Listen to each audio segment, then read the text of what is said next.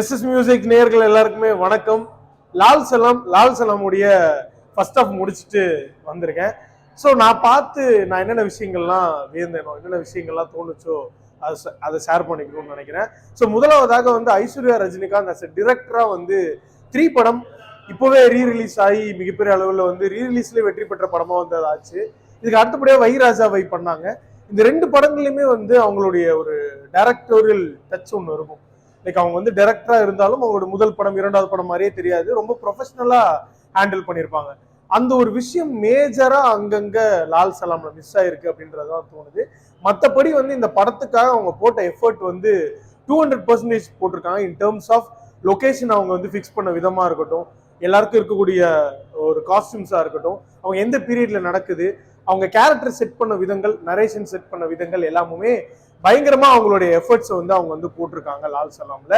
குறிப்பா சொல்லணும் அப்படின்னா வந்து நம்மளுடைய தலைவர் சூப்பர் ஸ்டார் ரஜினிகாந்த் அவர்கள் என்னதான் 1000 விமர்சனம் இருக்கட்டுங்க, 1000 ட்ரோல்ஸ் இருக்கட்டுங்க, ரீசெண்டா நிறைய பிளஸ் அண்ட் மைனஸஸ், நிறைய ட்ரோல் சோசியல் மீடியால அவர் இப்படி பேசினாரு அப்படி பேசினாருன்னு சொல்லிட்டு அந்த மனுஷனை வந்து ஒரு விமர்சனத்துக்குள்ளேயே வச்சிருந்தாங்க. பட் இது எல்லாத்தையும் ஸ்கிரீன்ல வந்து அந்த ஒரு செகண்ட்ல மொத்தமா பிரேக் பண்ணிட்டாரு. அதாங்க நம்ம சூப்பர் ஸ்டார், அதாங்க தலைவர். அவருடைய ஸ்கிரீன் பிரசன்ஸ் அதுதான். டிகேட்ஸ் தாண்டியுமே நம்மளை வந்து ரசிக்க வச்சுட்டு இருக்காரு, நம்மளை வந்து ஸ்கிரீன்ல ஹோல்ட் பண்ணியிருக்காருன்னா அவருடைய இந்த ஸ்கிரீன் பிரசன்ஸும் அந்த மேஜிக் இருந்தாங்க. அந்த வசீகரம் போகவே இல்லை. படைப்பாளர் சொன்ன டைலாக் தான், வயசானாலும் உங்களுடைய அழகும் இந்த வசீகரமும் உங்களை விட்டு போகவே போகாது தலைவா. என்னதான் பல விமர்சனங்கள் இருந்தாலும் ஸ்கிரீன்ல பாக்குறப்போ தலைவன் தலைவன் தான்டா, ஒரே தலைவன் ஒரே சூப்பர் ஸ்டார்னு சொல்லிட்டு பயங்கரமா அவரோட இன்ட்ரோ சீன் வந்து எலிவேட் பண்ணியிருந்தாங்க. இதனுடைய மேஜர் பார்ட் வந்து ரஹ்மான் அவர்களுக்குமே போகும். ஏன்னா ரொம்ப வருஷம் கழிச்சு சூப்பர் ஸ்டார் ரஜினிகாந்த் அவர்கள் வரப்போ நம்மளுடைய ரஹ்மான் அவருடைய ஸ்கோர் பாக்குறப்போ இந்த பேக் டு படைப்பா, முத்து டேஸ், அந்த சிவாஜி டேஸ்க்கு போன மாதிரி இருந்தது. ரஹ்மான் அவருடைய அந்த வாய்ஸ்ல அந்த ஜலாலி தீமோட சூப்பர் ஸ்டாரோட இன்ட்ரோ சீன் வந்து கண்டிப்பா ஒர்த் ஃபார் த 120 rupees டிக்கெட்டுங்க கண்டிப்பா. ஏன்னா அப்பார்ட் ஃப்ரம் இந்த ஒரு இன்ட்ரோ சீன்லாம் தாண்டி ரஜினி சார் ஒரு 2-3 சீன் வந்துருவாரு போயிடுவாருன்னு பார்த்தா அவர் ஒரு எக்ஸ்டெண்டட் கேமியோவா தான் இருக்காரு. அவருமே ஒரு மிகப்பெரிய பார்ட்டா தான் படத்திலே இருக்காரு. சும்மா வந்துட்டு போற மாதிரியோ இல்ல ஒரு சின்ன கேமியோவோ இல்ல பிளாஷ்பேக்ல வர ஒரு ரோலாவோ இல்லை. ஸோ படத்துல வந்து பேரலா அவருமே ஒரு ரோல் வந்து பிளே பண்ணிட்டு இருக்காரு. ஸோ இன்னொரு பக்கம் பார்த்தா இந்து முஸ்லீம் இந்த ஒரு விஷயத்தை வச்சு நிறைய படங்கள் தமிழ் சினிமாவில் வந்து டீல் பண்ணிருக்கு. ஃபார் எக்ஸாம்பிள் இருவர் வந்து இது வந்து ஒரு கிரேட் எக்ஸாம்பிளா சொல்லலாம். அந்த வகையில வந்து லால் சலாமும் ஒரு பகுதியா இருக்கும். நரேஷனுக்கும் ஸ்கிரிப்டுக்குமே வந்து நிறைய உழைச்சிருக்காங்க ஐஸ்வர்யா ரஜினிகாந்த் அவர்கள். பட் இருந்தாலுமே எக்ஸிகியூஷன்ல ஒரு சில இடங்கள்ல மிஸ் பண்ணியிருக்காங்க. ஸோ ஒரு சில இடங்கள்ல வந்து சென்சாருமே வந்து மியூட் பண்ணியிருக்காங்கன்னு தான் சொல்லணும். ஸோ ஹிந்துன்னு சொல்ற வேர்டா இருக்கட்டும், முஸ்லீம் சொல்ற வேர்டா இருக்கட்டும், ஒரு சில சீன்ஸ்ல வந்து மியூட் பண்ணியிருக்காங்க. அந்த சீன்ஸ்ல அது மியூட் பண்ணது கரெக்ட் தான் அப்படின்னு தோணுது. ஸோ அந்த மாதிரி இடத்துல வந்து லால் சலம் வந்து நம்ம ஃபர்ஸ்ட்ல இருந்து பாக்குறோம். விக்ராந்த் இருக்காரு, விஷ்ணு விஷால் இருக்காரு.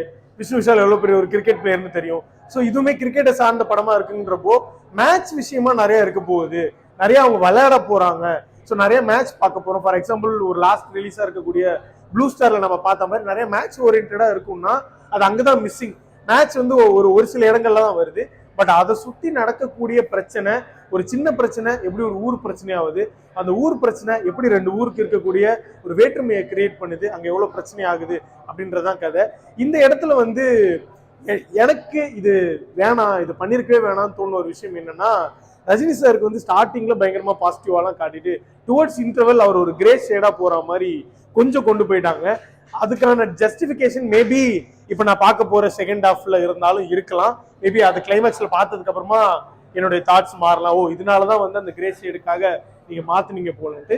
மற்றபடி வந்து நான் முன்னாடியே சொன்ன மாதிரி அவங்க அந்த கேஸ்டிங் க்ரூவாவுமே சரி, இவ்வளவு பட்ஜெட்ல ஐஸ்வர்யா ரஜினிகாந்தோட ஒரு படம் பண்றாங்க. அந்த எக்ஸிகியூஷன் எல்லாமே கரெக்டா சூப்பரா பண்ணியிருக்காங்க. பட் ஸ்கிரிப்ட் வைஸா இருக்கட்டும், அவங்க எடிட் பேட்டர்ன் வைஸா இருக்கட்டும், கொஞ்சம் இன்னும் ஒர்க் பண்ணியிருந்தா ஃபர்ஸ்ட் ஆஃப் இன்னும் கிரிப்பிங்கா இருந்திருக்குமோன்னு தோணுது. இதுல வந்து மேஜர் பார்ட் ரஹ்மானுக்கு தான் சொல்லணும். என்னதான் ஒரு சில ஃபிளாஸ் இருந்தாலும் சரி, ரஹ்மான் அவர்கள் தன்னுடைய ஷோல்டர்ல ஃபர்ஸ்ட் ஆஃப் சுமந்திருக்காரு. இன் டேர்ம்ஸ் ஆஃப் சாங்ஸா இருக்கட்டும், தேர் திருவிழா வந்து ஸ்கிரீன்ல பார்க்கும்போது விஷுவலாவும் சூப்பரா இருக்கு, பாட்டாவுமே சூப்பரா இருக்கு. ரஜினி சாரோட இன்ட்ரோ நான் சொன்ன மாதிரி, மற்றபடி பிஜிஎம்ஸ் எல்லாமே வந்து ரஹ்மான் அவர்கள் எங்கெங்கெல்லாம் ஃபிளாஸ் இருக்கோ அந்த சீன்ஸுமே எலிவேட் பண்ணியிருக்காரு. எங்கெங்கெல்லாம் எலிவேட் பண்ணுமோ அதையும் சூப்பரா பண்ணியிருக்காரு. ஸோ ரஹ்மானுக்கு ஒரு மேஜர் கிரெடிட் ஃபர்ஸ்ட் ஹாஃப்ல வந்து கொடுக்கணும் அப்படின்னு தான் நான் நினைக்கிறேன். மேபி செகண்ட் ஹாஃப் பார்க்குறப்போ இந்த ஃபர்ஸ்ட் ஹாஃப்ல மிஸ் ஆன விஷயங்கள்லாம் இதுக்கான ஜஸ்டிபிகேஷன்லாம் கொடுப்பாங்களா அப்படின்னு தோணுது. ஏன்னா டுவர்ட்ஸ் இன்டர்வல் கார்ட் கொஞ்சம் தியேட்டரே சைலண்டா இருந்துச்சுன்னு தான் சொல்லணும். ஏன்னா இங்க இன்டர்வல் போட்டாங்க, இதோட முடிஞ்சிருச்சா, ஃபர்ஸ்ட் ஹாஃப் இதுதானா அப்படின்ற ஒரு மனநிலை தான் வெளில வந்த எல்லாருக்குமே இருக்கு. மேபி செகண்ட் ஹாஃப் காப்பாத்திருச்சுன்னா ஐஸ்வர்யா ரஜினிகாந்த் அவர்கள் ஆடியோ லான்ச்ல சொன்ன மாதிரி உங்க லிஸ்ட்ல ஃபேவரட்டான லிஸ்ட்ல என் படமும் இருக்குங்க அப்படின்ற மேட்டர் இருக்கும்னு நினைக்கிறேன். செகண்ட் ஹாஃபும் பார்த்துட்டு வந்துடுறேன். Thank you so much.